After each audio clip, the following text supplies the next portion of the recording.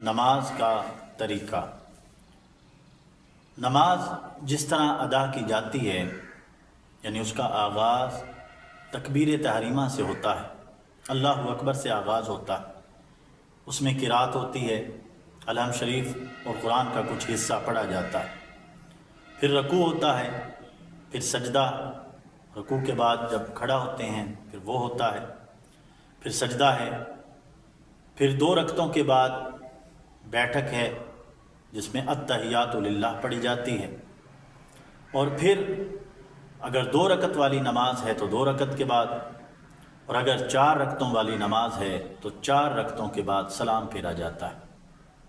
حدیث مبارکہ ہے، حضرت اماں عائشہ صدیقہ رضی اللہ تعالی عنہ روایت کرتی کہ حضور نبی اکرم صلی اللہ علیہ وسلم نماز تکبیر کے ساتھ اور قرات الحمدللہ رب العالمین کے ساتھ شروع فرماتے تھے۔ پھر جب آپ رکوع کرتے تو نہ زیادہ جھکتے تھے اور نہ زیادہ اوپر رہتے تھے، یعنی نہ سر اٹھاتے تھے زیادہ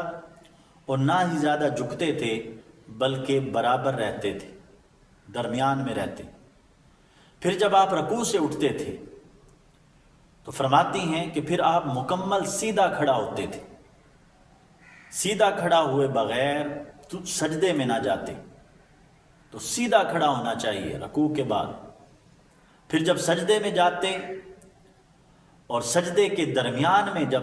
بیٹھتے تھے تو مکمل بیٹھتے تھے، یہ نہیں ہوتا تھا کہ آپ آدھا بیٹھے، آدھا ہوا اور پھر نیچے چلے گئے دوسرے سجدے کے، مکمل بیٹھتے تھے پھر دوسرا سجدہ فرماتے۔ اور فرماتی ہیں کہ آپ اس چیز کو ناپسند فرماتے تھے کہ اس طرح ہاتھ پھیلا دیے جائیں، کلوز کر کے ہاتھ سجدہ فرماتے تھے۔ پھر ارشاد فرمایا کہ جب 2 رکعت ہوتی تو 2 رکعت کے بعد، ہر 2 رکعت کے بعد، یعنی 4 رکعت بھی ہیں تو 2 رکعت کے بعد آپ بیٹھتے تھے، التحیات للہ پڑھتے تھے،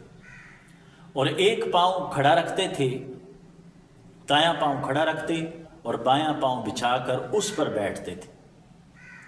اور سلام کے ساتھ آپ نماز کا اختتام کرتے تھے، یعنی سلام کے ساتھ ہی نماز کو مکمل فرماتے۔ یہ طریقہ بیان فرمایا ہے، اور یہ طریقہ بیان کرنے والی حضرت اماں عائشہ صدیقہ رضی اللہ تعالی عنہا ہیں،